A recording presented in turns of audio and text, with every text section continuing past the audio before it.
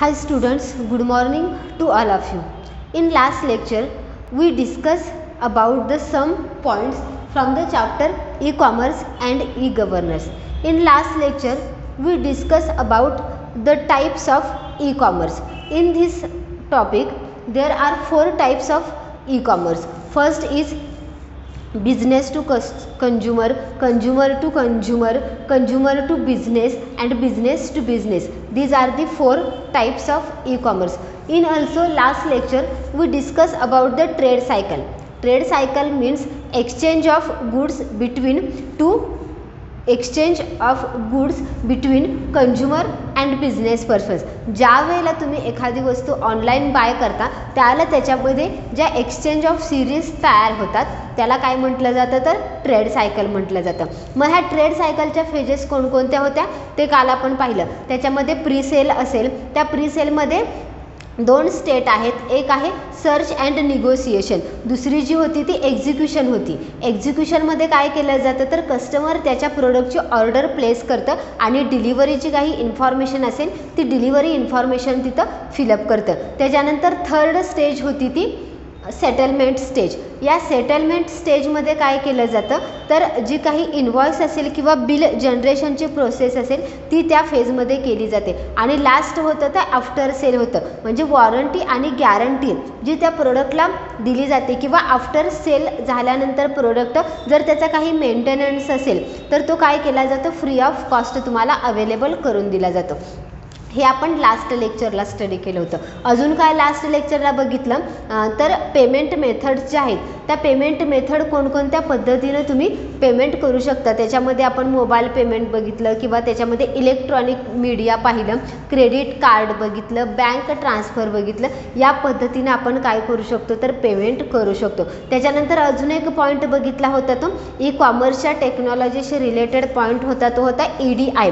EDI म्हणजे काय तर इलेक्ट्रॉनिक डेटा इंटरचेंज. इथं काय केला जातो तर डेटा जो आहे तो डेटा इंटरचेंज केला जातो. म्हणजे ई कॉमर्समध्ये आपण पाहिलं की आपण काय करतो तर प्रोडक्ट सेल आणि बाय करतो. त्याच पद्धतीनं जर तुम्हाला इन्फॉर्मेशन एक्सचेंज करायची असेल 2 पार्टनरमध्ये तर तिथं काय केला जातो EDIचा यूज केला जातो.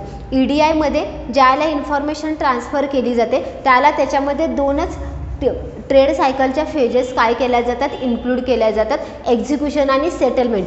याच्यावरती तुम्हाला मोस्टली क्वेश्चन विचारला जातो की ज्याला EDI केलं जातं त्यावेळेला त्याच्यामध्ये कोणकोणत्या फेजेस इन्क्लूड केल्या जातात ट्रेड सायकलमधल्या. तर ही गोष्ट लक्षात ठेवणं गरजेचं आहे की एक्झिक्युशन आणि सेटलमेंट या 2च फेजेस EDIमध्ये इन्क्लूड केल्या जातात. मग इथं जी इन्फॉर्मेशन ट्रान्सफर केली जाते ती कशा स्वरूपामध्ये असते तर स्टँडर्ड फॉर्मॅटमध्ये इन्फॉर्मेशन तुमची ट्रान्सफर केली जाते. मग ही इन्फॉर्मेशन ट्रान्सफर करत असताना ते काय करतं तर इलेक्ट्रॉनिक मीडियाचा वापर करतं. म्हणजे इंटरनेट तर आहेच आपल्याकडे, त्याच्यासोबतच तो अजून काय करतो तर इलेक्ट्रॉनिक मीडिया म्हणजे इन्फॉर्मेशन जी ट्रान्सफर केली जाते ती CDच्या माध्यमातून ट्रान्सफर केली जाते किंवा त्याच्यासाठी ते काय करतात तर पेन ड्राईव्ह असतील किंवा अदर इलेक्ट्रॉनिक डिव्हाइसचा यूज करून काय केली जाते इन्फॉर्मेशन 2 पार्टनरमध्ये सेंड केली जाते. मग ही इन्फॉर्मेशन ज्याला सेंड केली जाते त्याला तिथं काय केलं जातं तर रिड्यूस पेपरवर्क. इथं कोणत्याही पद्धतीचं पेपरवर्क अवेलेबल नाही आहे. सगळं जे काही आहे ते काय आहे तर इलेक्ट्रॉनिकली ट्रान्सफर केलं जातं. मग EDIचा मोस्ट बेनिफिट कुठला आहे तर तिथं काय केलं जातं तुमचं पेपरवर्क पूर्णपणे रिड्यूस केलं जातं. त्याच्यानंतर इलिमिनेशन ऑफ एरर्स, कारण हे सगळं कसं केलं जातं तर इलेक्ट्रॉनिक मीडियाच्या आधारे केलं जातं किंवा जी काही इन्फॉर्मेशन तुम्ही सेंड करणार आहात ती इन्फॉर्मेशन काय केली जाते तर कम्प्युटराइज केली जाते आणि त्यामुळं त्याच्यामध्ये काय केलं जात नाही तर एरर्स येण्याचे चान्सेस खूप कमी असतात. त्याच्यानंतर ही इन्फॉर्मेशन जी आहे ती स्पीडली ट्रान्सफर केली जाते. म्हणजे ईमेलच्या माध्यमातून सुद्धा तुम्ही काय करू शकता तर ही इन्फॉर्मेशन ट्रान्सफर करू शकता. तुम्हाला क्विकली ती इन्फॉर्मेशन काय केली जाते ॲक्सेस केली जाते. इथपर्यंतचा जो पार्ट होता तो आपण बघितला होता कालच्या लेक्चरला. आता आपल्याला ह्या लेक्चरला बघायचे ते फॉर्म्स ऑफ ई कॉमर्स, म्हणजेच काय तर ई कॉमर्स कोणकोणत्या पद्धतीने तुम्ही यूज करू शकता ते त्याचे फॉर्म्स आहेत. आता ई कॉमर्सचा पहिला फॉर्म काय तर M कॉमर्स, त्यालाच काय म्हटलं जातं तर मोबाईल कॉमर्स. आता बऱ्याच वेळेला जर तुम्हाला ऑनलाईन शॉपिंग करायची असेल तर त्याच्यासाठी तुमच्याकडे डेस्कटॉप कम्प्युटर असणं गरजेचं आहे का? नाही आहे. त्याच्यासाठी आपण आता काय करू शकतो तर मोबाईलचा वापर करतो. मोबाईलवरून सुद्धा तुम्ही काय करू शकता तर हे जे ॲप्स आहेत किंवा ही जी ऑनलाईन शॉपिंग आहे ती करू शकता. म्हणून त्याला काय म्हटलं आहे तर एम कॉमर्स म्हटलं आहे. कारण ज्या पद्धतीनं तुमचे जे काही कम्प्युटर्स असतील किंवा डेस्कटॉप असतील त्यांना इलेक्ट्रॉनिक गॅजेट म्हटलं जातं. कारण याचा उपयोग कशासाठी केला जातो तर इन्फॉर्मेशन ट्रान्सफर करण्यासाठी केला जातो. त्याच पद्धतीनं आता मोबाईलसुद्धा काय वापरले जातं तर ॲज अ इलेक्ट्रॉनिक गॅजेट्स म्हणून तुम्ही वापरू शकता. कोणत्याही एक्झामचं जर एखादा तुम्हाला फॉर्म फिलअप करायचा असेल तर तुम्ही आता काय करता तर तुम्हाला कॅफेमध्ये जायची गरज नाही आहे. तुम्ही मोबाईलवरती ती साईट ओपन करू शकता, तो फॉर्म फिलअप करू शकता. म्हणजे मोबाईलच्या आधारे सुद्धा तुम्ही काय करू शकता तर ट्रान्झॅक्शन करू शकता. म्हणून त्याला काय म्हटलं आहे एम कॉमर्स. फॉर एक्झाम्पल असेल तुम्हाला एखादं तिकीट बुक करायचं असेल, बसचं असेल किंवा रेल्वेचं तिकीट बुक करायचं असेल तर त्याच्यासाठी तुम्हाला त्या प्लेसला जायची गरज आहे का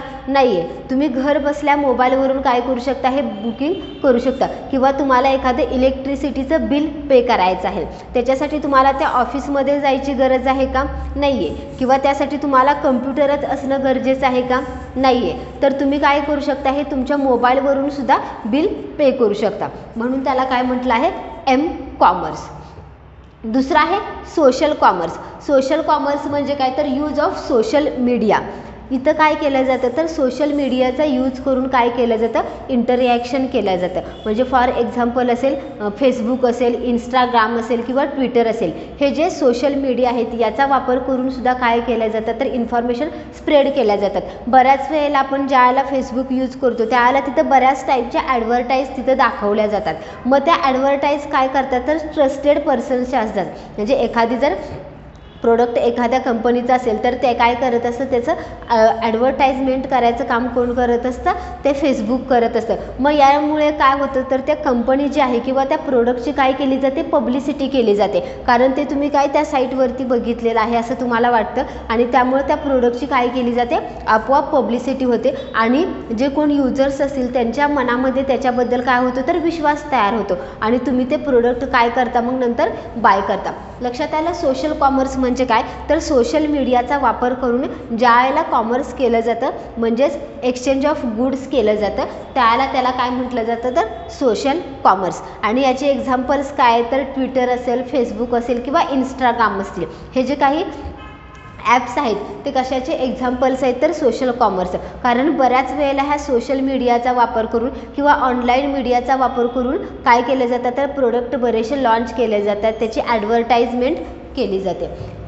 हे दोन फॉर्म्स कशाचे आहेत तर ई कॉमर्सचे फॉर्म्स आहेत.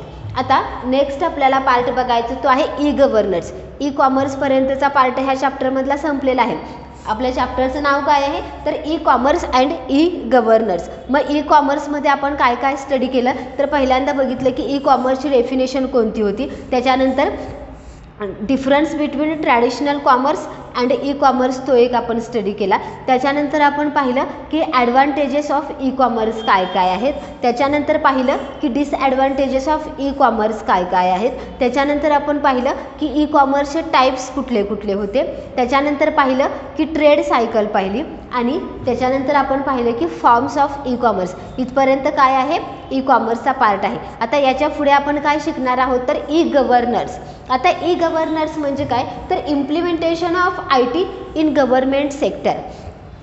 Implementation of information technology in government sector. आता ज्या पद्धतीने ई कॉमर्समध्ये काय केलं जातं तर इन्फॉर्मेशन टेक्नॉलॉजीचा वापर करून तुम्ही काय करू शकता तर प्रोडक्ट सेल करू शकता किंवा प्रोडक्ट बाय करू शकता. म्हणून त्याला काय म्हटलं आहे तर ई कॉमर्स. मग ई गव्हर्नन्स कुणाशी रिलेटेड असेल तर गव्हर्नमेंटशी रिलेटेड हा कन्सेप्ट आहे. इथं काय केलं जाते तर आपली इन्फॉर्मेशन टेक्नॉलॉजी आहे ती इन्फॉर्मेशन टेक्नॉलॉजी गव्हर्नमेंट सेक्टरमध्ये सुद्धा वापरली गेलेली आहे. म्हणून त्याला काय म्हटलं जातं तर ई गव्हर्नन्स. आता ऑनलाईन आपल्याकडे बऱ्याचशा सुविधा आपल्याला पोचवल्या जातात. म्हणजे आपण प्रोडक्ट सेल करतो आणि बाय करतो तिथपर्यंतच मर्यादित आहे का नाही आहे. गव्हर्नमेंटच्या खूप साऱ्या स्कीम आपल्याला माहीत नसतात. मग त्याच्यासाठी काय केलं तर गव्हर्नमेंटने ह्या सगळ्या स्कीम ज्या आहेत त्या इन्फॉर्मेशन टेक्नॉलॉजीच्या माध्यमातून आपल्या प्रत्येकापर्यंत पोहोचवण्याचं काम केलेलं आहे.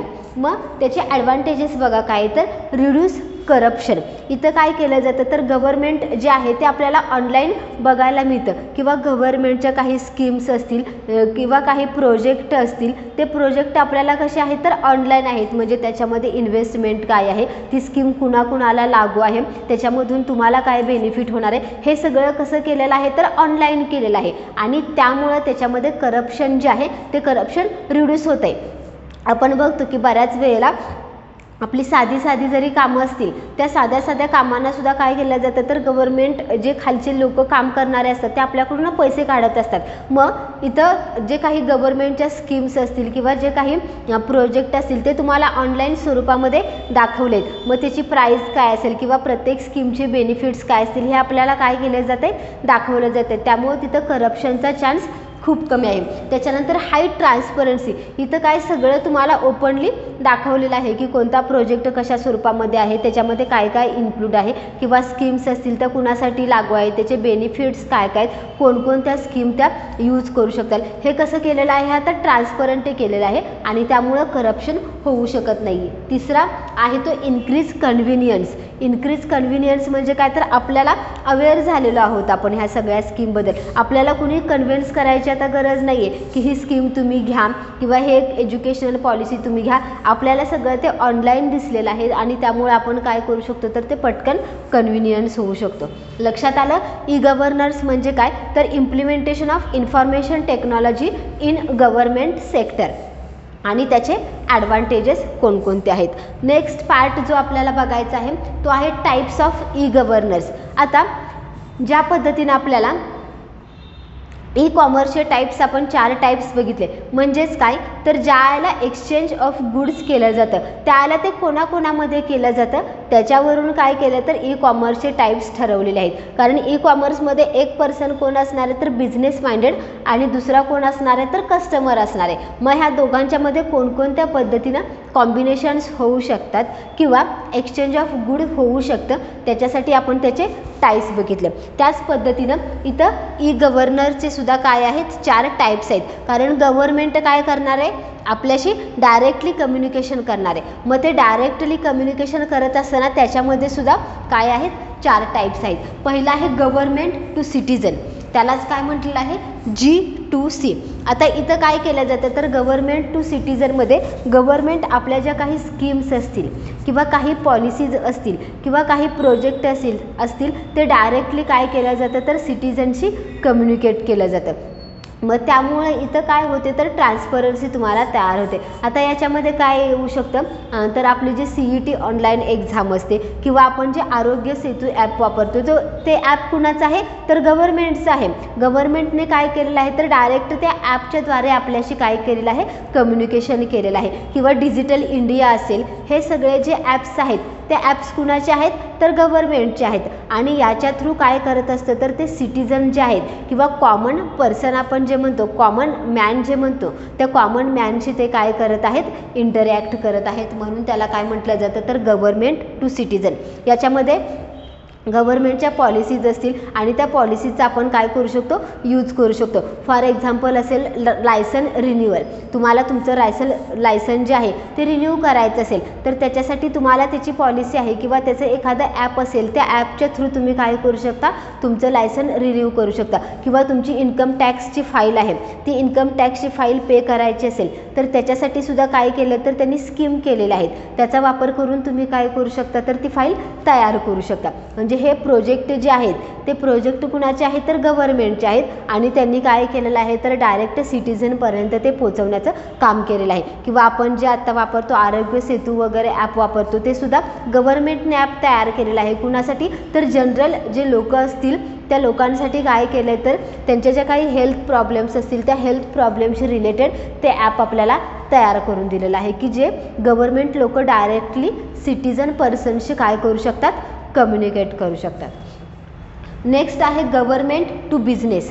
आता हे जे एक्सचेंज आहे ते एक्सचेंज कुणामध्ये आहे तर गव्हर्नमेंट ज्या काही पॉलिसीज आहेत त्या पॉलिसी तो कुणाला देणार आहे तर बिझनेस माइंडेड जे पर्सन्स असतील त्या बिझनेस माइंडेड पर्सनला ह्या पॉलिसीज काय केल्या जातात ट्रान्सफर केल्या जातात. त्याचा शॉर्ट फॉर्म काय तर G2B. आता हे कुठं वापरलं जातं तर मोठमोठे जे काही प्रोजेक्ट्स असतील किंवा टेंडर्स असतील त्यामध्ये डायरेक्ट सिटीजनला इन्व्हॉल्व करणं गरजेचं नाही आहे, कारण तिथं सिटीजन त्यांना काही करू शकत नाहीत. मग असे गव्हर्नमेंट जे एखादा डॅमचा प्रोजेक्ट असेल किंवा एखादा रोडवेचा प्रोजेक्ट असेल मग त्याच्यासाठी काय केलं जातं तर जे काही कंपनीज असतील किंवा बिझनेस माइंडेड कंपनीज असतील त्यांना काय केले जातात टेंडर दिले जातात आणि त्यानुसार त्यांच्याकडून काय केलं जातं ते वर्क केलं जातं. किंवा हेल्थ केअर सर्व्हिसेसमध्ये सुद्धा बऱ्याचशा हॉस्पिटल्समध्ये असतील की जिथे गव्हर्नमेंटचं काय केलं जातं इंटरॅक्शन केलं जातं. अशा ज्या सर्व्हिसेस आहेत त्या सर्व्हिसेस कुणाच्या अंडर येतात तर गव्हर्नमेंट टू बिझनेसच्या अंडर येतात. तिसरा टाईप आहे गव्हर्नमेंट टू गव्हर्नमेंट. आता गव्हर्नमेंट टू गव्हर्नमेंटमध्ये काय केलं जातं तर एक्सचेंज ऑफ गुड्स कुणामध्ये होतं तर 2 गव्हर्नमेंट डिपार्टमेंटमध्ये होतं. म्हणजे आपल्याला माहिती आहे की गव्हर्नमेंटचे डिपार्टमेंट्स भरपूर असतात. मग एका डिपार्टमेंटमधून तुम्हाला जर दुसऱ्या डिपार्टमेंटला इन्फॉर्मेशन सेंड करायची असेल किंवा काही एक्सचेंज करायचं असेल तर त्या ठिकाणी काय केला जातो या स्कीमचा उपयोग केला जातो किंवा या ई गव्हर्नरचा टाईप केला जातो. किंवा एखादं केंद्र सरकारकडून काही प्रोजेक्ट राज्य सरकारकडे पाठवायचे असतील म्हणजे सेंट्रल गव्हर्नमेंटकडून काही प्रोजेक्ट सेंड करायचे असतील स्टेट गव्हर्नमेंटला तर हे ट्रान्झॅक्शन जे आहे ते ट्रान्झॅक्शन कशाच्या स्वरूपामध्ये आहे तर ते गव्हर्नमेंट टू गव्हर्नमेंट ते ट्रान्झॅक्शन आहे. त्याला काय म्हटलं जातं तर G2G. आणि फोर्थ जे टाईप्स ऑफ ई कॉमर्स आहे ते आहे government to employee. Government to employee म्हणजे काय तर गव्हर्नमेंटचे जे काही एम्प्लॉईज असतील त्या गव्हर्नमेंटच्या एम्प्लॉईजला कोणकोणत्या स्कीम त्यांच्याकडे अवेलेबल आहेत त्याच्यामध्ये ते इन्व्हेस्ट कशी करू शकतात किंवा त्यांचे जे काही मंथली सॅलरीचे रेकॉर्ड्स असतील किंवा त्यांचे जे काही लीव्ज रेकॉर्ड्स असतील ते लीव्ज रेकॉर्ड मेंटेन करायचं काम कशामध्ये केलेलं असतं तर ह्या गव्हर्नमेंट टू एम्प्लॉई. त्याचं शॉर्ट फॉर्म काय तर G2E. लक्षात आलं. टाईप्स ऑफ ई गव्हर्नर्स म्हणजे काय तर गव्हर्नमेंटकडून ज्या काही सर्व्हिसेस पोचवल्या जातात त्या कोणाला कशा पोचवल्या जातात त्यानुसार काय केलेत त्याचे टाईप्स केलेत. पहिला आहे गव्हर्नमेंट टू सिटीजन. म्हणजे इथं काय तर गव्हर्नमेंटकडून डायरेक्ट स्कीम असतील किंवा पॉलिसीज असतील त्या डायरेक्ट कुणाला पोचवल्या जातात तर कॉमन मॅनला पोचवल्या जातात किंवा सिटीजनला पोचवल्या जातात. त्याचं एक्झाम्पल आहे इन्कम टॅक्स फाईल असेल किंवा तुमचं लायसन रिन्युअल असेल. ह्या ज्या काही स्कीम आहेत किंवा ह्या ज्या काही पॉलिसीज आहेत त्या डायरेक्ट काय केल्या जातात गव्हर्नमेंट थ्रू सिटीजनला पोचवल्या जातात. गव्हर्नमेंट टू बिझनेसमध्ये काय केलं जातं तर जे काही टेंडर्स असतील किंवा प्रोजेक्ट असतील त्याच्यासाठी काय केलं जातं तर बिझनेस माइंडेड जे पर्सन्स आहेत त्या बिझनेस माइंडेड पर्सनला कॉन्टॅक्ट केला जातो आणि ते टेंडर वगैरे काय केले जातात पास केले जातात. गव्हर्नमेंट टू गव्हर्नमेंट म्हणजे काय तर जे काही डिफरंट टाईपचे डिपार्टमेंट्स आहेत आपल्या गव्हर्नमेंटमध्ये मग त्याच्यामध्ये एक्सचेंज करण्यासाठी किंवा इन्फॉर्मेशन असतील किंवा एखादे प्रोजेक्ट असतील पॉलिसीज असतील त्या एक्सचेंज करण्यासाठी काय केला जातो तर ह्या टाईप्सच्या ई गव्हर्नर्सचा यूज केला जातो. आणि गव्हर्नमेंट टू एम्प्लॉईमध्ये काय तर गव्हर्नमेंटचे जे काही एम्प्लॉईज असतील त्या दोघांच्यामध्ये ट्रान्झॅक्शन करायचं असतील म्हणजे त्या एम्प्लॉईची सॅलरी जी असेल त्या सॅलरीचे रेकॉर्ड्स असतील त्याने घेतलेल्या लीव्ज असतील त्याचे रेकॉर्ड्स असतील हे सगळं मेंटेन करायचं काम कोण करत असतं तर government to employee. Next part आपण बघूया.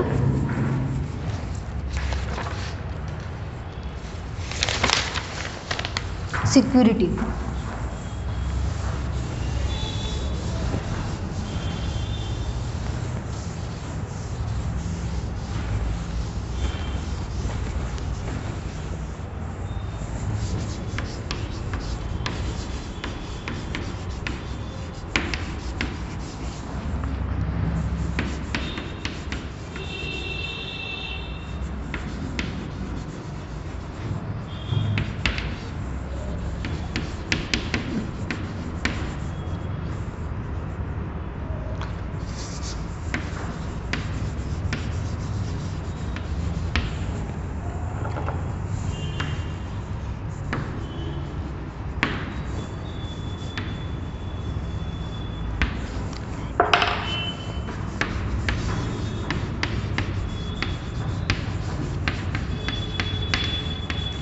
पहिलं सिक्युरिटी आहे इन्क्रिप्शन. त्याच्यामध्ये 2 टाईप्स आहेत इन्क्रिप्शन अँड डिक्रिप्शन. इन्क्रिप्शन काय करते, कन्वर्ट्स प्लेन टेक्स्ट इनटू सिफर टेक्स्ट.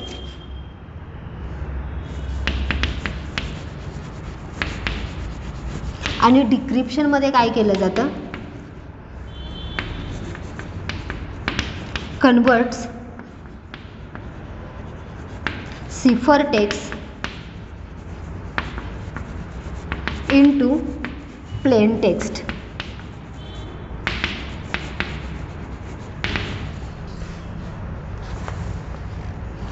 दुसरा आहे डिजिटल सिग्नेचर.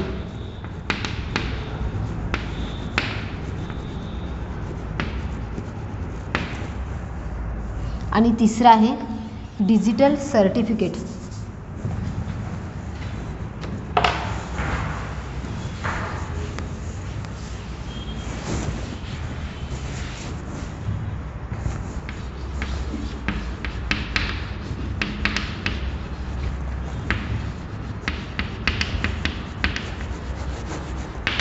लास्ट पॉईंट हा या चॅप्टरमधला आहे की security measures in e commerce. आता ई कॉमर्स आपण बघितलं की ई कॉमर्समध्ये ट्रान्झॅक्शन आपण करतो सेलर आणि बायरच्या स्वरूपामध्ये. मग आता हे ट्रान्झॅक्शन ज्या वेळेला करत असतो त्यावेळेला तुम्हाला सिक्युरिटी प्रोव्हाइड करणं हे खूप गरजेचं आहे.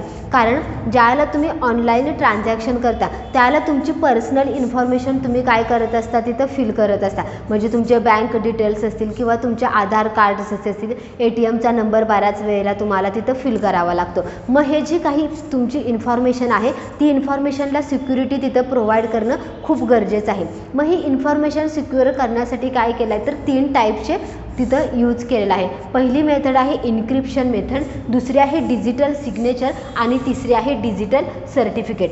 आता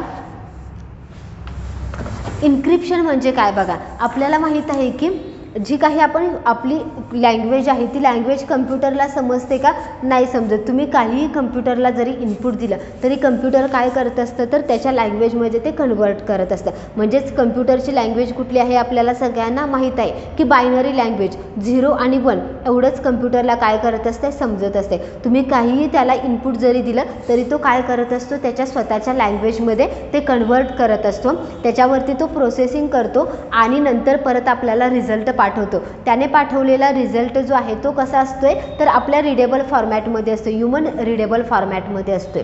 मग ही जी प्रोसेस आहे या प्रोसेसलाच इथं काय म्हटलेलं आहे तर इन्क्रिप्शन म्हटलेलं आहे. इन्क्रिप्शनमध्ये काय केलं जातं तर कन्वर्ट्स प्लेन टेक्स्ट इनटू सिफर टेक्स्ट. कन्वर्ट्स प्लेन टेक्स्ट म्हणजे काय की जो रीडेबल फॉर्मॅटमधला डेटा आहे तो रीडेबल फॉर्मॅटमधला डेटा काय करत असतं तर प्रोसेसिंगला सुरुवात होण्यापूर्वी कोड मध्ये तो ट्रान्सफर केला जातो. त्यालाच काय म्हटलेलं आहे सिफर टेक्स्ट.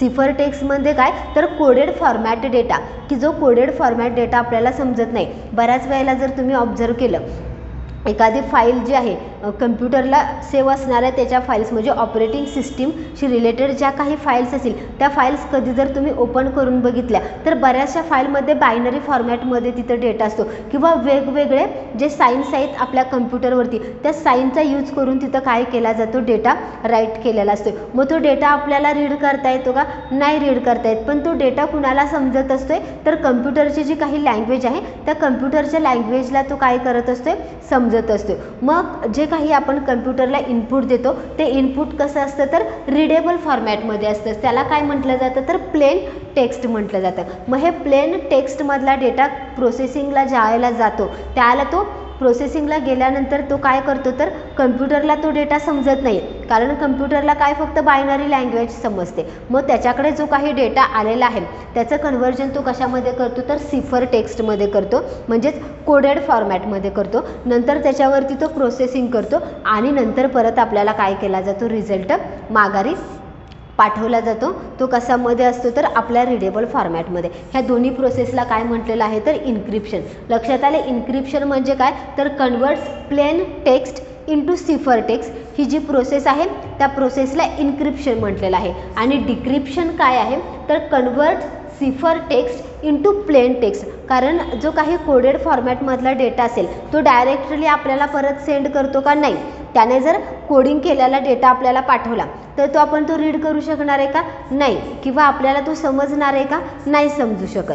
मग त्यासाठी परत तो काय करतो तर तो डेटा आपल्या ह्युमन रीडेबल फॉर्मॅटमध्ये तो कन्वर्ट करतो, म्हणजेच प्लेन टेक्स्टमध्ये कन्वर्ट करतो की जेणेकरून आपण काय करू शकू, तो डेटा रीड करू शकू. त्या मेथडला काय म्हटलेलं आहे? डिक्रिप्शन. ह्या इन्क्रिप्शन आणि डिक्रिप्शन ह्या प्रोसेसनं काय केला जातो तर तुमच्या डेटाला सिक्युरिटी प्रोव्हाइड करायचं काम करते. त्याच्यानंतर दुसरा आहे डिजिटल सिग्नेचर. आता डिजिटल सिग्नेचर हा वर्ड आपण बऱ्याच वेळेला ऐकला असेल. आता ज्यावेळेला आपण इलेक्ट्रॉनिक ट्रान्झॅक्शन करतो त्यावेळेला सगळं हे ट्रान्झॅक्शन कसं असतं तर ऑनलाईन असतं. किंवा आपण फॉर एक्झाम्पल घेऊया EDIचं. EDIमध्ये काय केलं जातं तर एक्सचेंज कशाची केलं जाते? इन्फॉर्मेशन असेल किंवा काही डॉक्युमेंटेशन असतील की जे डॉक्युमेंटेशन आपण त्या पर्सनपर्यंत बाय हँड नाही पोचवू शकत किंवा त्याच्यासाठी जास्त वेळ लागणार आहे, त्याला आपण काय करतो तर फॅक्सचा वगैरे यूज करतो किंवा ईमेल करतो. मग त्यावेळेला तो जो ईमेल करत असतो त्यावेळेला त्या जे काही डॉक्युमेंट्स असतील त्या डॉक्युमेंट्सवरती तिथं ॲथोराइज्ड पर्सनची सही असणं गरजेचं आहे, तरच ते डॉक्युमेंट्स जे असतील ते डॉक्युमेंट्स काय मानले जातील तर ग्राह्य मानले जातील. मग ही जी ऑनलाईन तुमची सिग्नेचर आहे ती ऑनलाईन सिग्नेचर कशाच्या माध्यमातून केली जाते तर डिजिटल सिग्नेचरच्या माध्यमातून ती सिग्नेचर तिथं प्रोव्हाइड केली जाते. मग ज्या वेळेला असे ईमेल्स पाठवले जातात किंवा असे प्रोजेक्ट साईन केले जातात त्याला जर तिथं त्या अथॉरिटी पर्सनचे सिग्नेचर असेल तरच ते काय केलं जातं ग्राह्य मानलं जातं. म्हणून तिथं काय केली जाते डिजिटल सिग्नेचरचा यूज केला जातो. किंवा आपण इवन ज्या वेळेला तुम्ही ऑनलाईन फॉर्म फिलअप करता CETची असतील, JEEची असेल किंवा नीटची असेल, तिथं तुम्हाला साईन करावी लागते. पण तिथं साईन करत असताना तिथं काय करता तर तुम्ही स्कॅन केलेली तुमची जी साईन आहे ती काय केली जाते तिथं अटॅच केली जाते. म्हणजे इथं सुद्धा काय केलं जातं तर तुमची ती स्कॅन केलेली सही तिथं काय केली जाते ग्राह्य मानली जाते. ती सुद्धा एक थोडक्यात काय आहे तर डिजिटल सिग्नेचर आहे. किंवा आता आपण बघतो की ज्या वेळेला आपण एखादं ऑनलाईन कुरिअर मागवतो त्यावेळेला त्या प्रत्येकाजवळच त्याचं नोट डाऊन केलेली डायरी नसते. मग ते काय करतात लोक तर त्यांच्या मोबाईलवरतीच तुम्हाला काय करायला लावतात सही करायला लावतात की जेणेकरून ते जे कुरिअर आहे किंवा तुम्ही जे मागवलेलं पार्सल आहे ते तुमच्यापर्यंत पोहोचवलेलं आहे. मग त्यासाठी सुद्धा तिथं काय केलं जातं तर ह्या डिजिटल सिग्नेचरचा यूज केला जातो. आणि लास्ट जे आहे ते डिजिटल सर्टिफिकेट. ज्या पद्धतीनं डिजिटल सिग्नेचर आहे की जे ग्राह्य मानलं जातं त्याच पद्धतीनं डिजिटल एक सर्टिफिकेट आहे की जे पासवर्ड म्हणून काम करतं. बऱ्याचशा ज्या वेळेला डॉक्युमेंट्स ट्रान्सफर केल्या जातात किंवा जे काही प्रोजेक्ट ट्रान्सफर केल्या जातात त्या ठिकाणी ह्या डिजिटल सर्टिफिकेटचा काय केला जातो उपयोग केला जातो. जे काही पब्लिक की आणि प्रायव्हेट कीज आहेत ह्या दोन कीज कधी वापरल्या जातात तर ज्यावेळेला तुम्ही डॉक्युमेंट्स एकमेकांना सेंड करता त्यावेळेला त्या पब्लिक की आणि प्रायव्हेट कीचा यूज करून काय केले जातं तर डिजिटल सिग्नेचर असेल किंवा डिजिटल सर्टिफिकेट असतील तर ह्या ज्या कन्सेप्ट आहेत त्या कन्सेप्टचा तिथं काय केला जातो यूज केला जातो. लक्षात आलं. डिजिटल सिग्नेचर म्हणजे काय तर ज्यावेळेला आपण इलेक्ट्रॉनिकली डेटा ट्रान्सफर करतो त्यावेळेला तो डेटा ऑथर आहे किंवा तो डेटा ग्राह्य धरण्यासाठी तिथं काय करावे लागते तुम्हाला सिग्नेचर करावी लागते. आणि ते कसं आहे तर पेपरलेस आहे. मग तिथं तुम्हाला ऑनलाईन सिग्नेचर करावी लागते. त्याच्यासाठी काय केलेलं आहे तर ह्या डिजिटल सिग्नेचरचा यूज केला जातो. आणि त्याच पद्धतीने हे डिजिटल सर्टिफिकेटसुद्धा आहे की ज्यावेळेला हे एक्सचेंज होतं इन्फॉर्मेशनचं त्यावेळेला त्याच्यासाठी प्रूफ म्हणून काय केलं जातं तर ह्या डिजिटल सर्टिफिकेटचा यूज केला जातो. इथं आपला ई-कॉमर्स आणि ई-गव्हर्नन्स हा जो चॅप्टर आहे तो चॅप्टर इथं कंप्लीट झालेला आहे. आता ह्या लेक्चरसोबत तुम्हाला काय केले जाईल तर एक PDF सेंड केली जाईल. त्या PDFमध्ये ज्या ज्या ठिकाणी अंडरलाईन्स तुम्हाला तिथं करून दिल्या जातील त्या पद्धतीनं तुम्ही तुमच्या टेक्स्टबुकमध्ये काय करून घ्या तर अंडरलाईन करून घ्या. हे जे आपलं ई-कॉमर्स आणि ई-गव्हर्नन्स हा जो चॅप्टर आहे इन्फॉर्मेशन टेक्नॉलॉजीमधला तो चॅप्टर इथेच कंप्लीट झालेला आहे. थँक्यू.